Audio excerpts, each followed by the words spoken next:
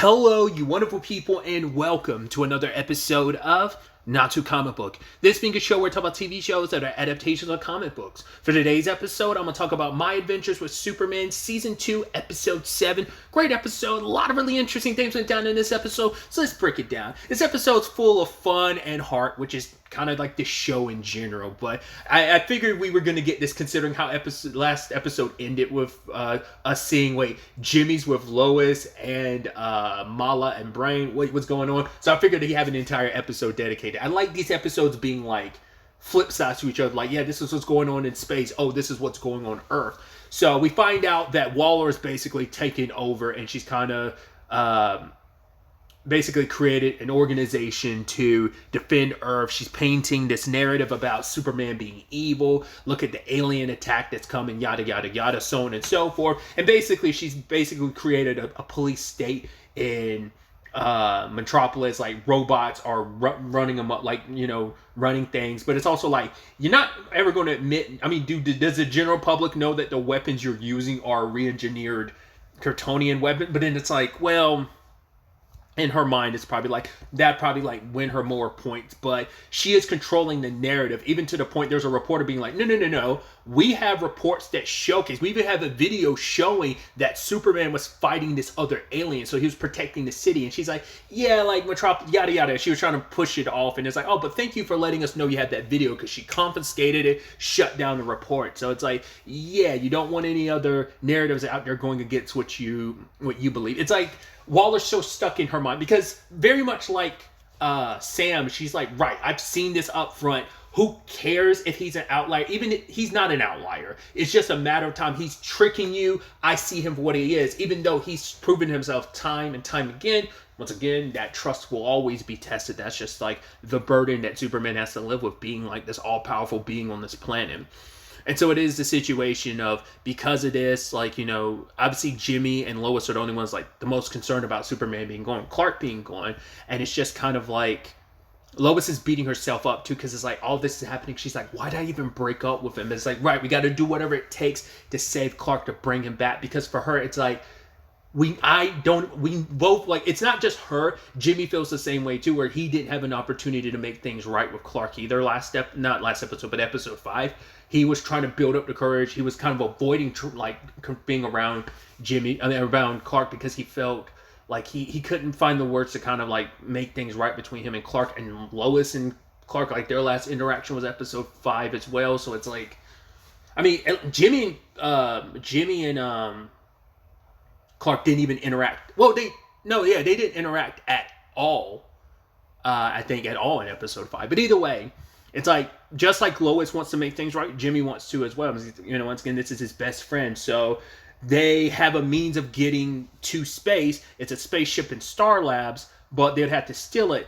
Was not expecting them to turn to Leslie Livewire. Also finding out her and Heatwave are together. I was like, oh, that's so cute. I was like, that's so interesting.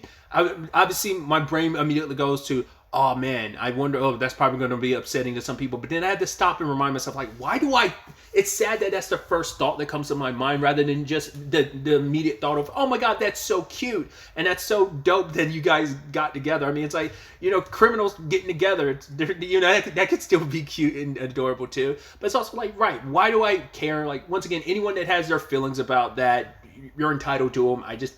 Whatever. It was like, this show's doing its own thing. Let it do its own thing. Who cares? Continuity changes all the time in the comics too, so you can do whatever you want to, in some capacities, as long as the characters are kind of being true to whoever. Once again, that's all. I'm going on a tangent about something that's not important. Either way, Rory ends up bailing, because she's like, yo, Leslie, you never know when to walk away from a job. So Rory walks away. You're like, damn, that sucks. And especially at this time where Lois is like, holy crap, she's got her relationship going on and thing, and it's like, oh, seeing someone else's relationship kind of fall apart, and it's like, oh, so you guys are, it's like, yeah, me and Rory just aren't splitting the money this time. And you're like, oh, that's sad. I was like, man, we just got introduced to this new relationship. You guys are living together and everything. That's a pretty big step. And now it's like, oh, that kind of went down the drain. Also, literally, Jimmy burned all. I figured by the end of the season he'd be broke, just like at the very end of the season he got the $5 million. I figured he'd be broke by the end of the season. No, episode 7 he is broke. because he, like, all the money he had left, he was paying like a good chunk to Leslie, but he basically gave her like the $2 million he had left, so he has nothing left when he comes back to Earth. But it's like, yeah, it's worth it. I'll pay whatever price if it means get my best friend back. So, but it's also like, right, we can't do this alone. So who do they get? They get Mala and Brain. And I was like, wait, they're just here. How is that possible? Turns out they were, honeymooning throughout the multiverse, because we find out they're married. I was like, I don't think they were married last season. I know they were just together, but I think they got married in that time frame. But it's like, yeah, they were kind of honeymooning around the multiverse, but they would also run into like every other dimension where there was already a Mala and Brain. It looked like that was them like impersonate, because they, especially like the last universe they're in, they kind of had to run from. So they've been back for about 6 months, and every so often they meet with Jimmy for brunch. I was like, so you didn't let anyone know that Mala and Brain were back? I guess they were just keeping it low key. I mean, no one's looking for them. Like, why would they be? Because they were also like, the reason why they had to run from the last dimension is because they were making that same mistake again of like, yeah, we kind of opened up a black hole. We got to try and figure out how to do that without basically endangering other people. As we know, it's kind of a big no-no. So it's like, how many times have you done it? We're referencing like this, technically the third time you've done it, but I'm like, what happened?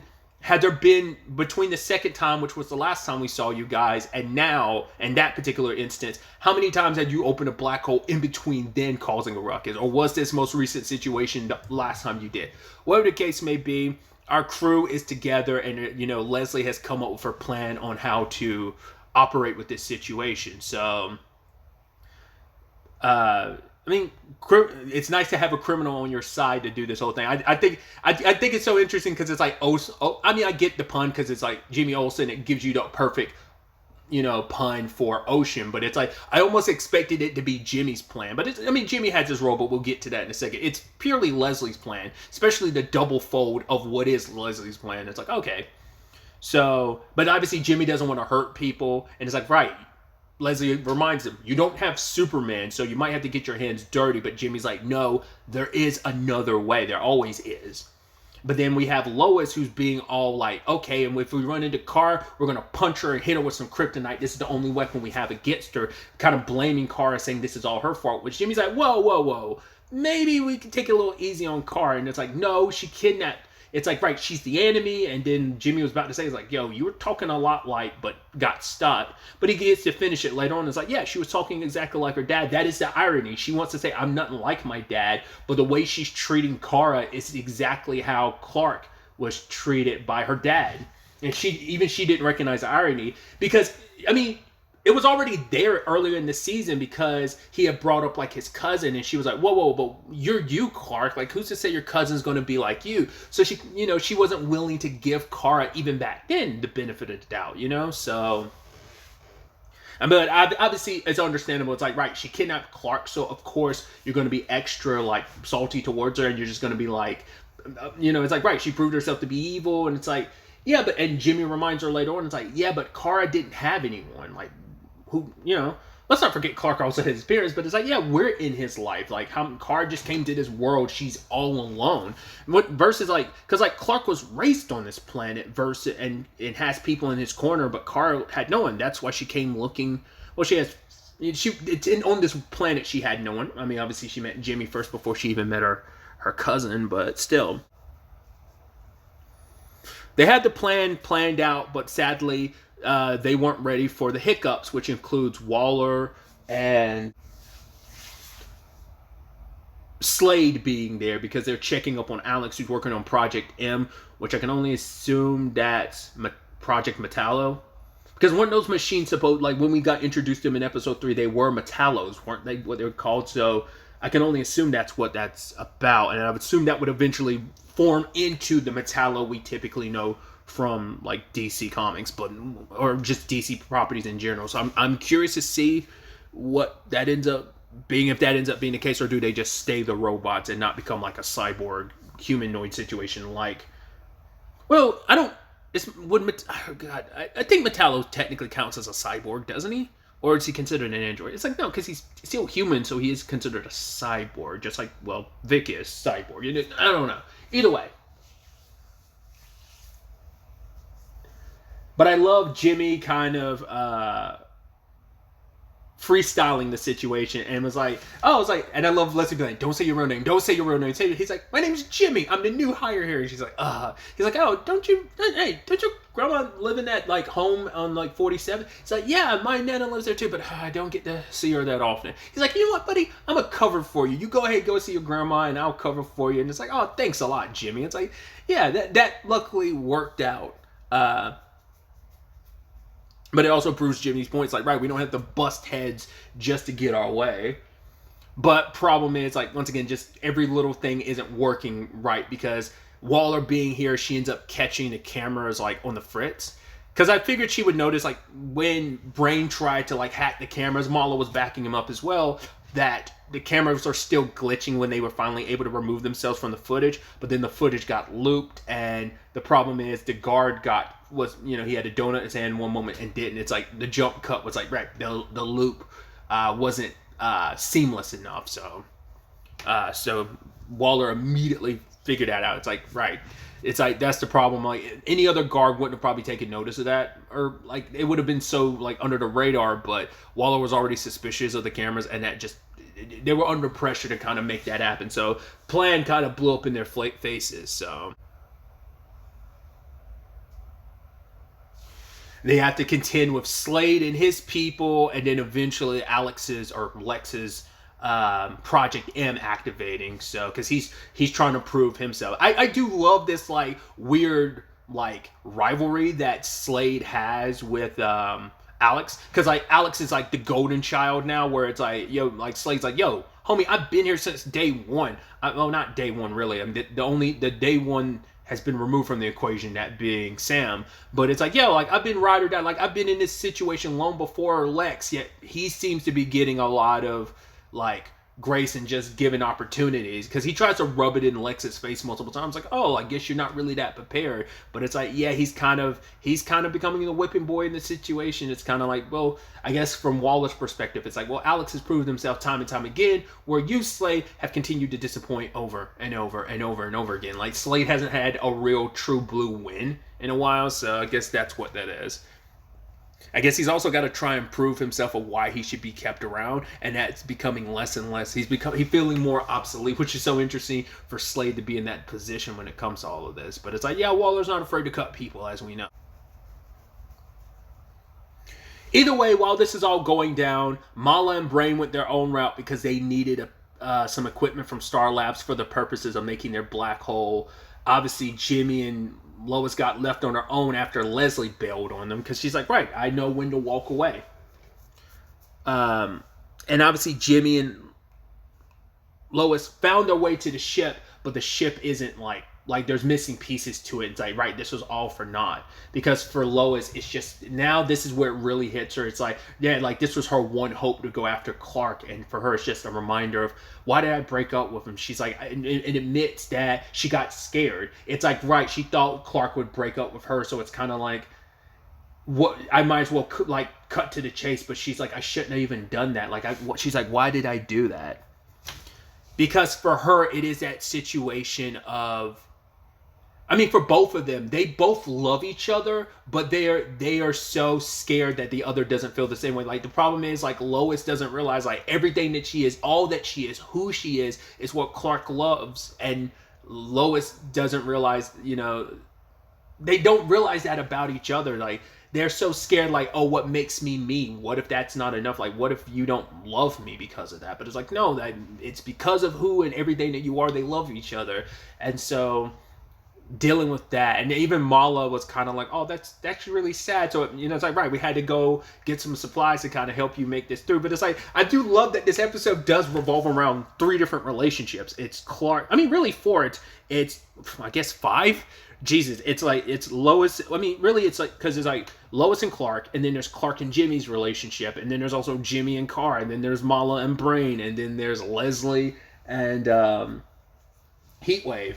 But luckily, they got everything suited up. They're activating the spaceship, but the robots show up. I also really like that effect of like how like when they were bursting down the door, like they were kind of melting and it was like bubbling up. I was like, oh, I like just aesthetically. I was like, it's weird, but I'm like, oh, that's such a neat way to kind of display like that the door getting heated and destroyed that way.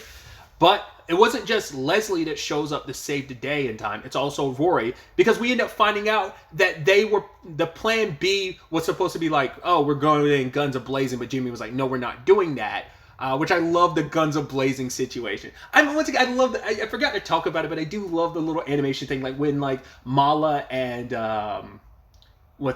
Brain, when they were kind of recapping their circumstances. I love how that was animated, but also just that like, yeah, A-team type of like explosions and guns approach when it was Leslie's quote-unquote plan B of just let's go guns a-blazing. Turns out that Rory like leaving storming off was actually the real plan, because she was putting together the real team. So while Leslie's with Lois, Jimmy, and Mala and Brain distracting Waller, because they knew like Waller would immediately pick up on the ship being the target. So while they're looking left, you hit them with the Kansas shuffle and you hit them right. So they end up stealing stuff, which we see one of the things they stole at very least was very prominent was the Parasite suit. So, I mean, multiple people have been Parasite in the comics. I mean, obviously, Ivo isn't Parasite in the comics, but like multiple people have taken up that mantle of Parasite. So like, I don't know if that's implying someone else of their crew is going to be. We didn't get to spend time with those other two people that are part of the crew, but I'm wondering who they are. Are they going to be like villains I'm familiar with from like the comics or not, or just like DC in general, or will they be like villains? Because you know, there's the God, what were they called? The Rogues. Like you mainly interacted with the Rogues in the Flash, but it was like Heat Wave, Captain Code. Who else was part of that crew? I can't remember her name. Wasn't her name Top and Mirror Master were the original? Like, I'm wondering if that's any correlation or probably not. Either way, my point was like I was wondering if like there'd be any correlation between any of those characters and the characters we saw with them, or are they just like hired hands, so they're not significant. We'll have to wait to see, but I do love though that like. Leslie was like, right, she was going to, like, the plan was originally let them take the fall, but she and Rory overheard everything that was going down over comms, and it's like, you guys were whining the entire time, so that's why, I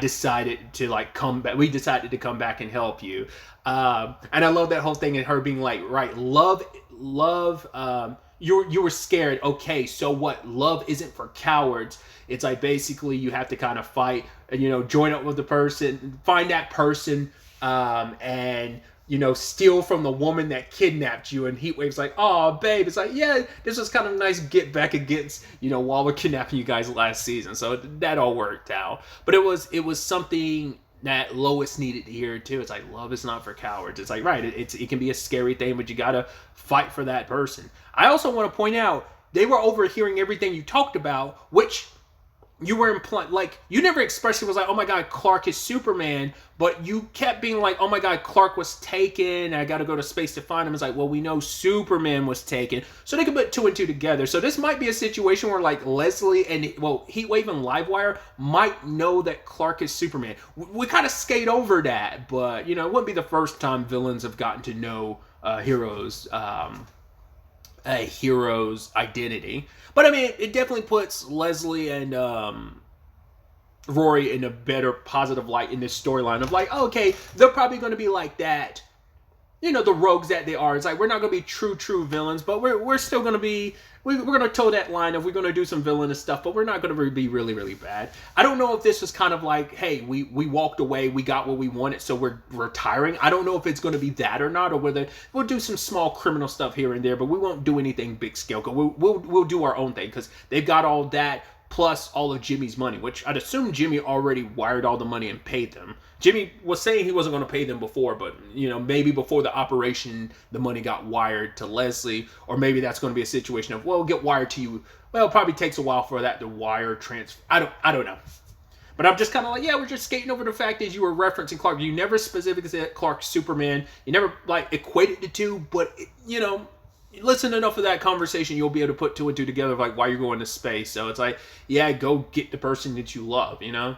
So that was kind of beautiful. And Leslie and Rory got away, and it's like it is kind of neat that it's like, yeah, it shows that Leslie is a little bit of a romantic at heart too. It's like, she found love, and even Rory being like, "See, babe, told you you couldn't walk. You have a hard time walking." I'm like, that like I said, I love that being the message of this episode. It's really sweet. So they managed to get away. There's the whole situation with, well, it looked like this was going to be a strike against Lex. But in fact, Waller's like, well, look at these machines. This is just them at 10% operation.